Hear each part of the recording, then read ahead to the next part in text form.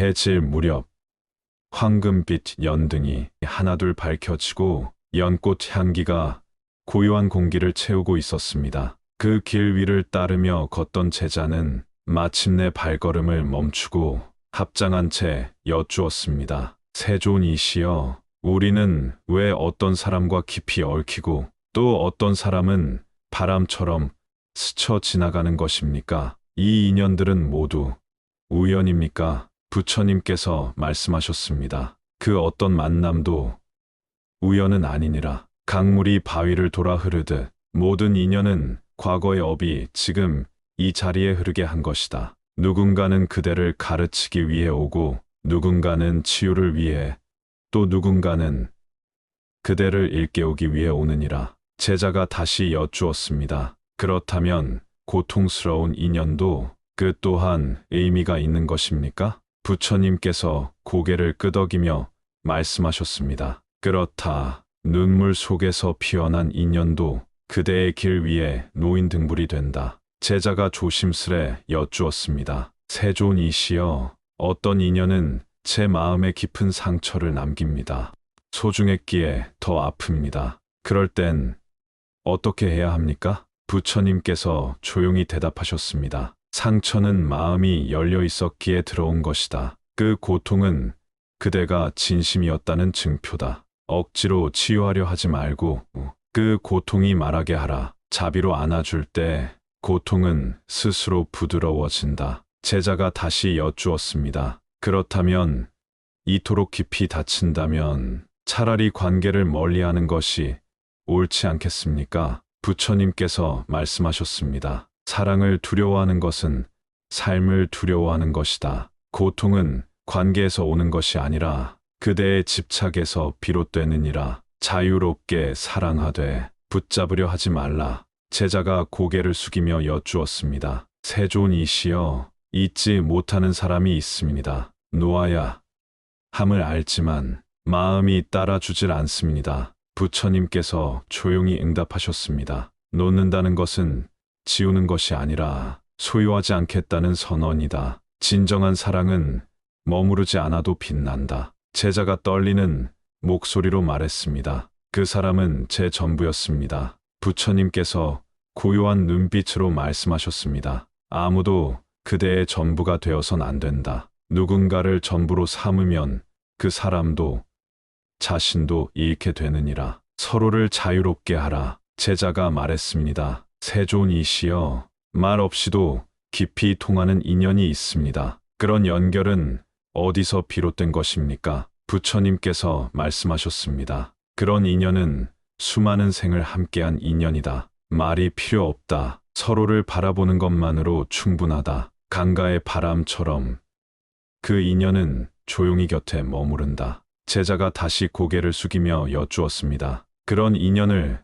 더 많이 만나고 싶습니다. 부처님께서 대답하셨습니다. 찾으려 하지 말라. 진정한 인연은 구하는 것이 아니라 주어지는 것이다. 고요히 머물면 인연은 소리 없이 다가온다. 제자가 또 여쭈었습니다. 그 인연을 더 깊게 이어가려면 어떻게 해야 합니까? 부처님께서 말씀하셨습니다. 그대 자신이 더 깊은 고요에 머물라. 그 고요 속에서 그대는 같은 고요에 머무는 이들과 만나게 될 것이다. 제자가 말했습니다. 세존이시여, 소중한 사람이 떠났습니다. 그 빈자리가 너무나 큽니다. 부처님께서 말씀하셨습니다. 관계의 끝은 사랑의 끝이 아니다. 떠남은 무상을 가르치고 동시에 감사함을 남긴다. 그 빈자리는 되돌아보는 공간이 된다. 제자가 다시 여쭈었습니다. 그리움은 어떻게 안고 살아야 합니까? 부처님께서 조용히 말씀하셨습니다. 그리움은 시간을 건너는 사랑이다. 억누르려 하지 말고 강물처럼 흐르게 하라. 그러면 평화로 향하는 길이 생길 것이다. 제자가 마지막으로 물었습니다. 이별도 축복일 수 있습니까? 부처님께서 눈을 감고 말씀하셨습니다. 이별은 가장 소중한 인연의 마무리이다. 참된 사랑은 아무것도 바라지 않는다. 그저 존재하고 존재했기에 축복이 된다. 그날 저녁, 노을은 강가에 천천히 스며들었습니다. 제자는 말없이 합장하고 부처님 곁에 오래도록 머물렀습니다. 연등 아래의 침묵, 그 또한 인연이었습니다.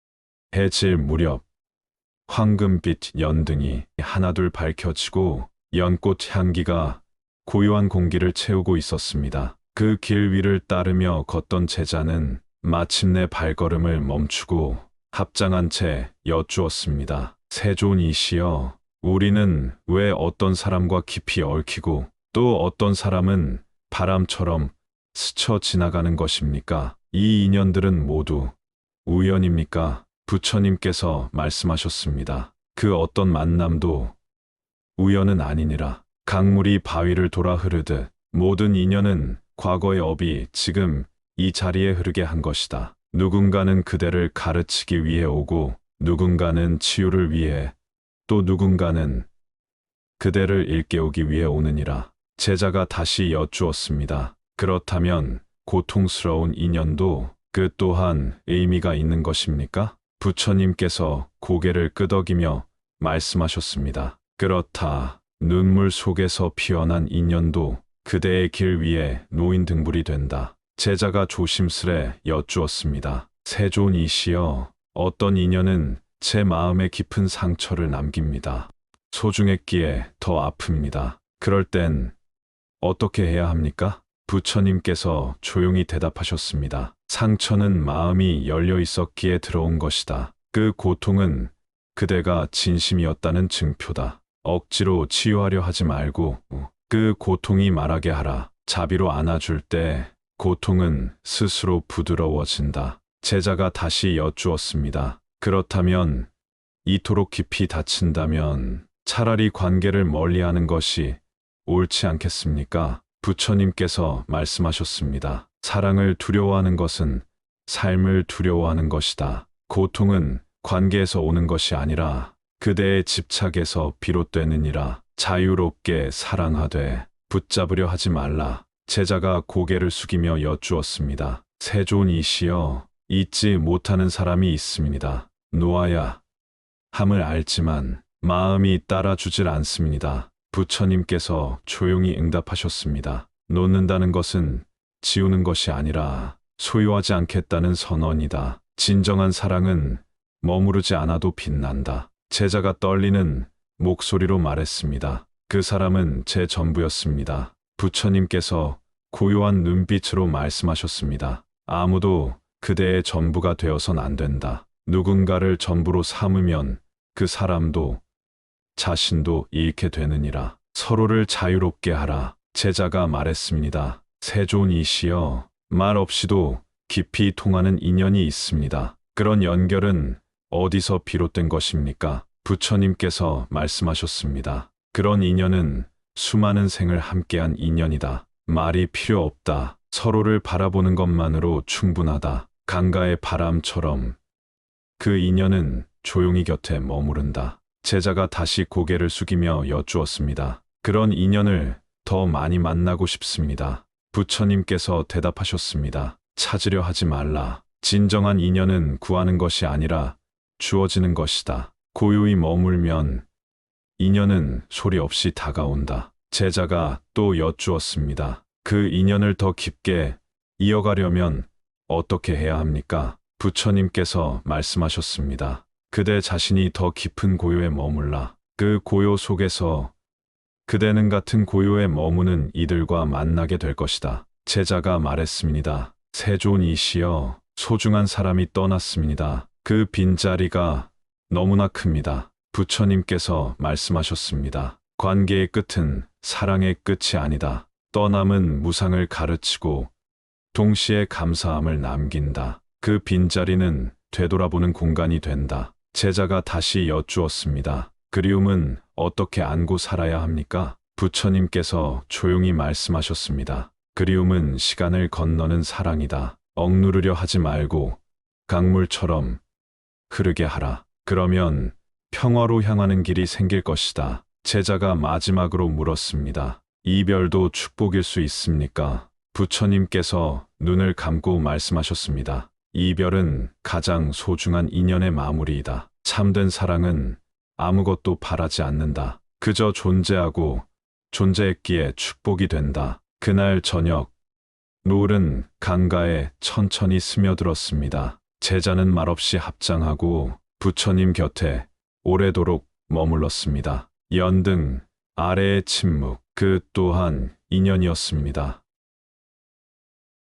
해질 무렵 황금빛 연등이 하나둘 밝혀지고 연꽃 향기가 고요한 공기를 채우고 있었습니다. 그 길 위를 따르며 걷던 제자는 마침내 발걸음을 멈추고 합장한 채 여쭈었습니다. 세존이시여, 우리는 왜 어떤 사람과 깊이 얽히고 또 어떤 사람은 바람처럼 스쳐 지나가는 것입니까? 이 인연들은 모두 우연입니까? 부처님께서 말씀하셨습니다. 그 어떤 만남도 우연은 아니니라. 강물이 바위를 돌아 흐르듯 모든 인연은 과거의 업이 지금 이 자리에 흐르게 한 것이다. 누군가는 그대를 가르치기 위해 오고 누군가는 치유를 위해 또 누군가는 그대를 일깨우기 위해 오느니라. 제자가 다시 여쭈었습니다. 그렇다면 고통스러운 인연도 그 또한 의미가 있는 것입니까? 부처님께서 고개를 끄덕이며 말씀하셨습니다. 그렇다. 눈물 속에서 피어난 인연도 그대의 길 위에 놓인 등불이 된다. 제자가 조심스레 여쭈었습니다. 세존이시여, 어떤 인연은 제 마음에 깊은 상처를 남깁니다. 소중했기에 더 아픕니다. 그럴 땐 어떻게 해야 합니까? 부처님께서 조용히 대답하셨습니다. 상처는 마음이 열려 있었기에 들어온 것이다. 그 고통은 그대가 진심이었다는 증표다. 억지로 치유하려 하지 말고 그 고통이 말하게 하라. 자비로 안아줄 때 고통은 스스로 부드러워진다. 제자가 다시 여쭈었습니다. 그렇다면 이토록 깊이 다친다면 차라리 관계를 멀리하는 것이 옳지 않겠습니까? 부처님께서 말씀하셨습니다. 사랑을 두려워하는 것은 삶을 두려워하는 것이다. 고통은 관계에서 오는 것이 아니라 그대의 집착에서 비롯되느니라. 자유롭게 사랑하되 붙잡으려 하지 말라. 제자가 고개를 숙이며 여쭈었습니다. 세존이시여, 잊지 못하는 사람이 있습니다. 놓아야 함을 알지만 마음이 따라주질 않습니다. 부처님께서 조용히 응답하셨습니다. 놓는다는 것은 지우는 것이 아니라 소유하지 않겠다는 선언이다. 진정한 사랑은 머무르지 않아도 빛난다. 제자가 떨리는 목소리로 말했습니다. 그 사람은 제 전부였습니다. 부처님께서 고요한 눈빛으로 말씀하셨습니다. 아무도 그대의 전부가 되어선 안 된다. 누군가를 전부로 삼으면 그 사람도 자신도 잃게 되느니라. 서로를 자유롭게 하라. 제자가 말했습니다. 세존이시여, 말 없이도 깊이 통하는 인연이 있습니다. 그런 연결은 어디서 비롯된 것입니까? 부처님께서 말씀하셨습니다. 그런 인연은 수많은 생을 함께한 인연이다. 말이 필요 없다. 서로를 바라보는 것만으로 충분하다. 강가의 바람처럼 그 인연은 조용히 곁에 머무른다. 제자가 다시 고개를 숙이며 여쭈었습니다.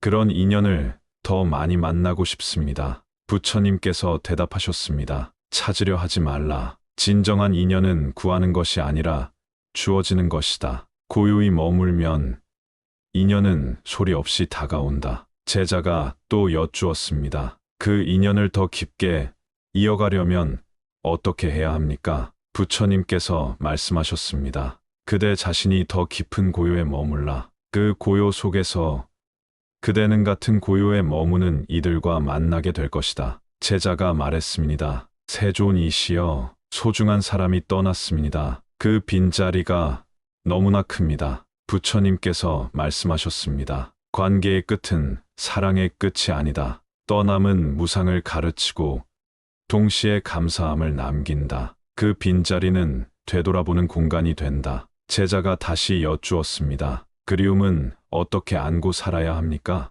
부처님께서 조용히 말씀하셨습니다. 그리움은 시간을 건너는 사랑이다. 억누르려 하지 말고 강물처럼 흐르게 하라. 그러면 평화로 향하는 길이 생길 것이다. 제자가 마지막으로 물었습니다. 이별도 축복일 수 있습니까? 부처님께서 눈을 감고 말씀하셨습니다. 이별은 가장 소중한 인연의 마무리이다. 참된 사랑은 아무것도 바라지 않는다. 그저 존재하고 존재했기에 축복이 된다. 그날 저녁, 노을은 강가에 천천히 스며들었습니다. 제자는 말없이 합장하고 부처님 곁에 오래도록 머물렀습니다. 연등 아래의 침묵, 그 또한 인연이었습니다.